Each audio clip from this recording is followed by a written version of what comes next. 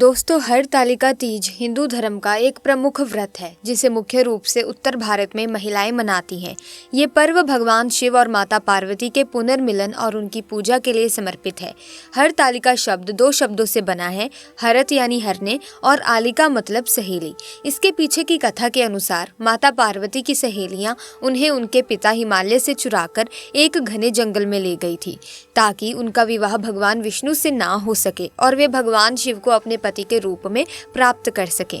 हरतालिका तीज 2024 में 8 सितंबर को मनाई जाएगी। ये दिन भाद्रपद माह की शुक्ल पक्ष की तृतीया तिथि है। इसी तरह की महत्वपूर्ण और ज्ञानवर्धक जानकारी प्राप्त करने के लिए हमारे चैनल समृद्धि को सब्सक्राइब करें और बेल आइकन को प्रेस करें ताकि नई वीडियोस की अपडेट आपको सबसे पहले मिल सके। हरतालिका तीज का भाद्रपद माह की शुक्ल पक्ष की तृतीया तिथि को मनाया जाता है, जिसे हम भादों के महीने के नाम से भी जानते हैं। इस खास दिन महिलाएं भगवान शिव और माता पार्वती की पूजा करती हैं और अपने पति की लंबी उम्र और सुखमय वैवाहिक जीवन के लिए वरदान मांगती हैं।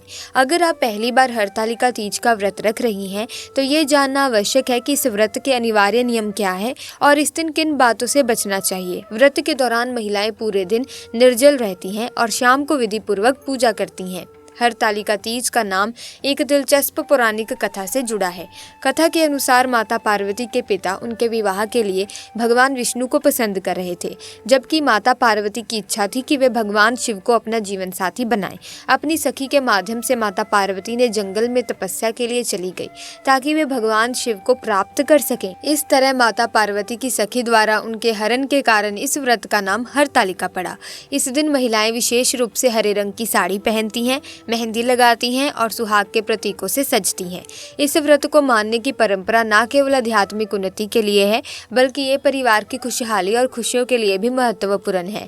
हरतालिका तीज का व्रत अन्य व्रतों की तुलना में विशेष रूप से कठिन माना जाता है और इसका मुख्य कारण है इसकी कठिनाइयाँ। गर्मी का मौसम और पूरा दिन बिना भोजन और पानी के रहना। 24 घंटे तक निर्जल और निराहार रहकर सुहागिन महिलाएं इस व्रत को अदा करती हैं, जबकि कुंवारी कन्याएं भी भगवान शिव से उत्तम वर की प्राप्ति के लिए इस व्रत को रख सकती हैं।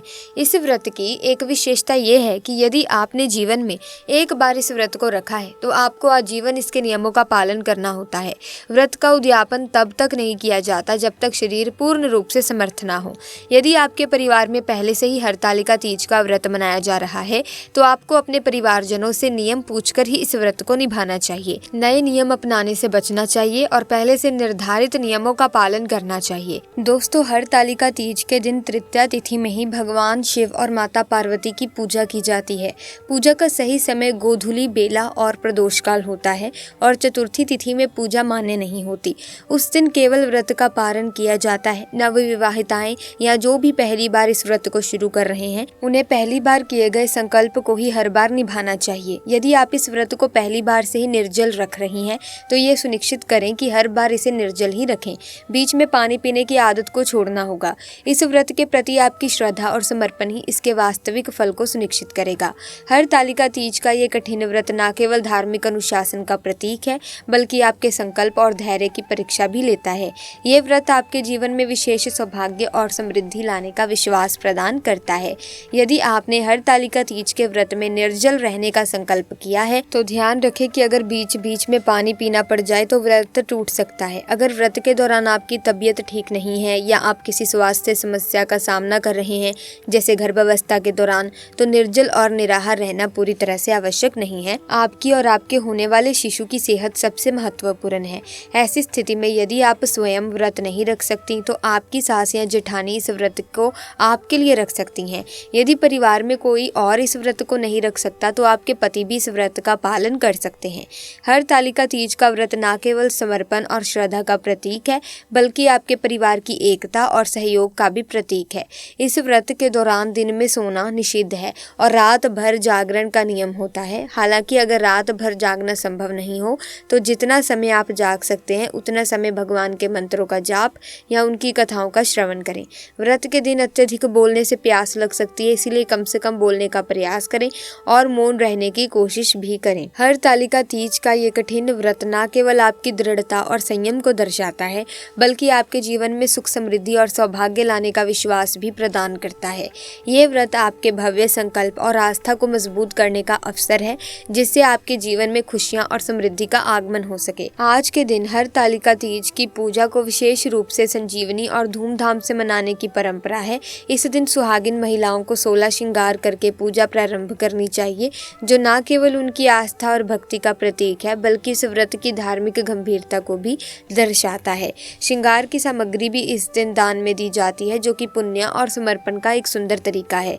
कुछ जगहों पर हरतालिका तीज के व्रत में सरगी का महत्व भी होता है, जो करवा चौथ की सरगी की तरह ही होता है। सरगी में आप मिठाइयाँ, फल, सूखे मेवे और भरपूर मात्रा में पानी, दूध या फलों के जूस का सेवन कर सकते हैं।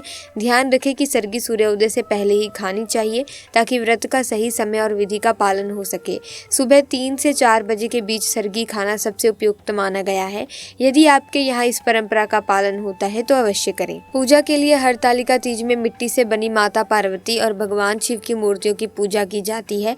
इन मूर्तियों की स्थापना दोपहर में कर दी जाती है और पूजा शाम को सूर्यास्त के साथ प्रदोष काल में प्रारंभ होती है। सबसे पहले विघ्नहर्ता भगवान गणेश की पूजा की जाती है। यदि आप मिट्टी की मूर्तियां नहीं बना सकते तो आप भगवान शिव परिवार की तस्वीर या मूर्तियां भी पूज सकते हैं। हरतालिका तीज की पूजा में गोबर, हल्दी, बालू या रेत से मूर्तियों का निर्माण किया जाता है।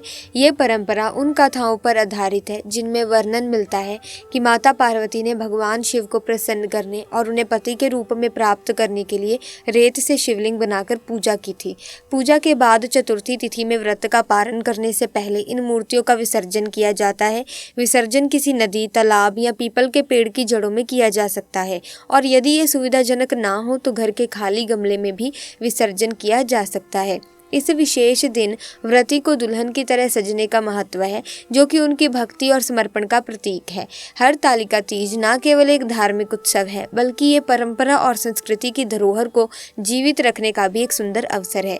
ये दिन आपके जीवन में सुख, समृद्धि और सौभाग्य लाने का एक पावन मौका है, जिससे आप अपने परिवार और अपने धर्म के प्रति अपनी निष्ठा और श्रद्धा को और भी बढ़ा सकते हैं। जब आप हरतालिका तीज का व्रत खोलते हैं तो खास ध्यान दें कि आपने पूरे 24 घंटे निर्जल व्रत रखा है, जिससे आपके शरीर में पानी की कमी हो जाती है।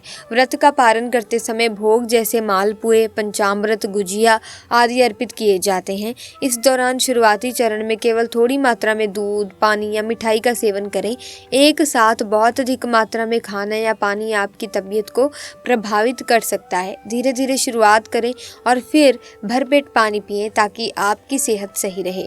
इस दिन की पूजा सामूहिक रूप से भी की जाती है। बहुत सी सुहागिन महिलाएं शाम को मंदिर, नदी या तालाब के किनारे जाकर पूजा करती हैं या अपने घर पर पूजा करती हैं। अगर आप किसी अन्य स्थान पर पूजा के लिए जा रही हैं तो सुनिश्चित करें कि आप सभी पूजा सामग्री साथ लेकर जाएं। श्रृंगार की सामग्री जैसे मेहंदी, बिंदी, चूड़ी आदि जो इस दिन का अहम हिस्सा है, उन्हें एक दिन पहले ही तैयार कर लें और चेक कर लें कि वे अच्छी स्थिति में हो। इस दिन श्रृंगार की सामग्री दान में दी जाती है, इसलिए इसे अच्छे से जांचें कि कोई भी सामग्री खराब या खंडित ना हो।